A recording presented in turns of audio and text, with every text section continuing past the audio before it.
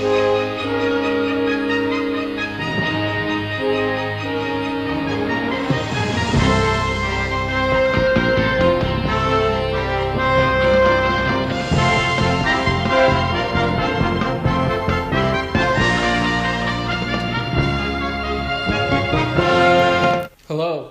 and welcome to another episode of Fantasy Update, the only show where you can get up-to-the-minute updates on the Joey Marsh League and anything else that you would like.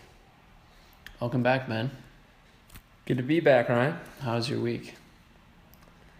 Well, after a lot of soul searching and prayer to the fantasy gods, I've come to realize that this season is just not meant to be. So that was kind of hard to come to grips with. But besides that, it was still just average. That's great to hear.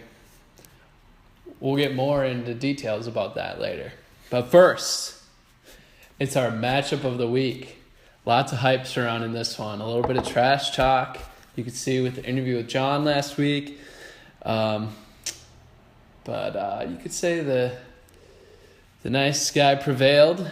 It's Miller time, 124.6 versus Diggs out for Harambe, 93.2. I trounced you, John.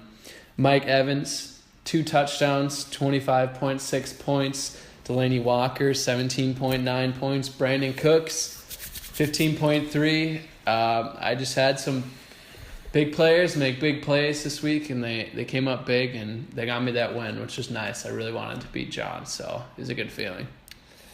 Yep, and it's another nice win for It's Miller time, really racking up the win column there. Johnny Boy just couldn't really stack up to you this week. His hot new addition, Diggs, only netted 2.8 points. Embarrassing. While he left the wily vet Forte on the bench with 27 points. That's the stupid. Big difference maker right there. John would have been much better served if he would have just left his Diggs out. Nice. All right, moving along. Our next matchup, we have Julio going to call over This Girl Is On Fire, 141.2 to 96.4. Oh, shit. You know that sound. Flow of the week. Man, big games from stars. Julio and Ty God this week lifted Chris past John. It's good to see Julio going to call get back on the winning train. However, I think the team faces some adversity. Loss of key back CJA going down for a few weeks. Got to look for the rest of the team to step up if Chris wants to continue the winning ways. Yeah, we'll see what he can do. If he can face adversity, it's a key test. Where he goes from here. And good games from Kirk Cousins, Frank Gore, and the newly emerged Ty Montgomery. They just weren't enough for John to make up for poor performances by Jordan Matthews and his tight end, Henry. I think Henry got concussed pretty early in the game, so that kind of messed with him, but it wasn't even close. He just wasn't much he could do. Chris had a great week, and we'll see what John does from here. He's sitting at 2-5. It's a tough spot to be in. So, moving on from that, our next matchup, Morning Woodhead versus Zeke League, and it was 107.1 to 96.5, and Melvin Gordon came through again. The former Badgers rejuvenated Jerry's team, and he's actually getting close to not having a losing record. Hats off to Jerry with a nice win. Racking up a couple in the win column, so that's always good to see. It's a tough loss, though, for Nick, dealing with Ezekiel Elliott on bye, I should say. Jeremy Hill did his best effort, had a monster game Coach Nick Carp, but just wasn't enough to pull ahead, and Nick really needs to find some consistency in his supporting players if he wants to remain in the playoff hunt. Yep. All right, our next matchup, Ben's Burgers over Why Did I Draft Golden Tate, 107.5 to 102.7. This is a very close game and a hard-fought win for Mike here. Alex Smith filled in very nicely for the injured Ben Roethlisberger. And another top performance from arguably the best player in fantasy this year, David Johnson, just killing it right now for Mike's team. Really was enough to get it done. Eke out a hard-fought win. Nice job, Mike. Way to go, Mike. And T.Y. Hilton's been looking great lately for Joey. He racked up over 130 yards and a touchdown this week for 22.8 points.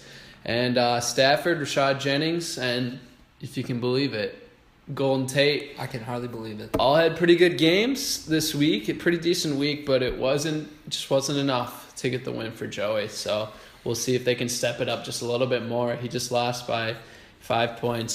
So Tough one. maybe he can get the win next week. Maybe he can get the win next week. Maybe he can get the win next week. All right, next up is OBJYN, 82.5. You heard that correctly, folks. Versus Dak and Decker, 57.6. And Brett had an uncharacteristic off week this week. DeMarco Murray and LeGarrette Blount scored well over half his points. Brett usually doesn't need luck to win, but he certainly lucked out this week. If he had played anyone in our league other than this guy right here, he would have lost. You're welcome. So you lucked the fuck out, Brett. And we'll see what you can do from here. Yeah, and I'm here. I'm stuck just shaking my head after this one. A measly 57.6 points. It's just a terrible showing.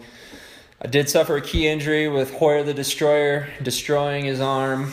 Yeah. Looks to be gone for the rest of the season. And just inconsistency, something I've been dealing with all year from the running back position, just cost me a very winnable game.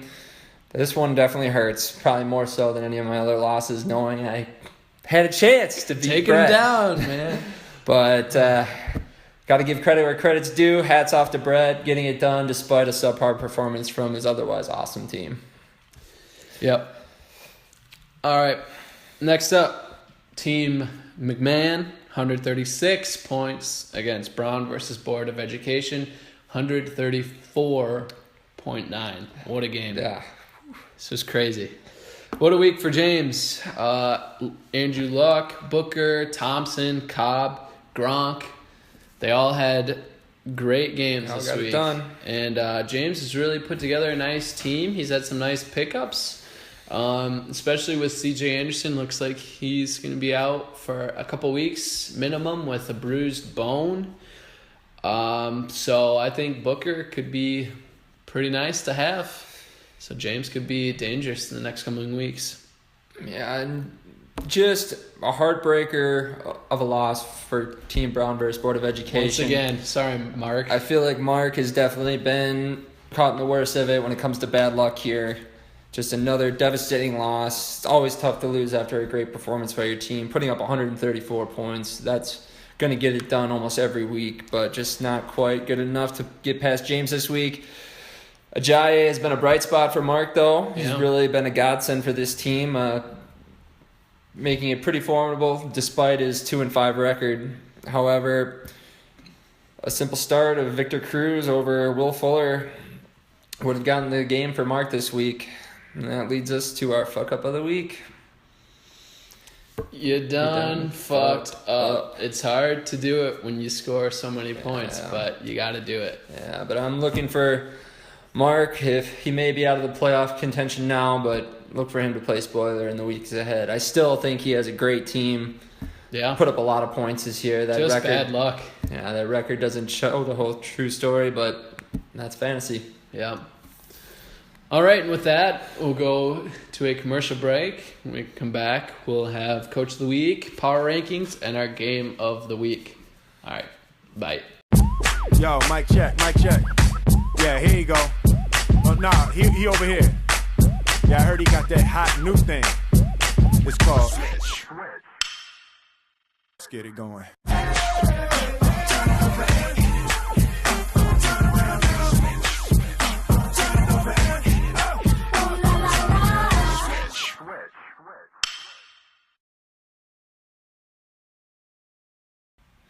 And we're back with this week's Coach of the Week segment.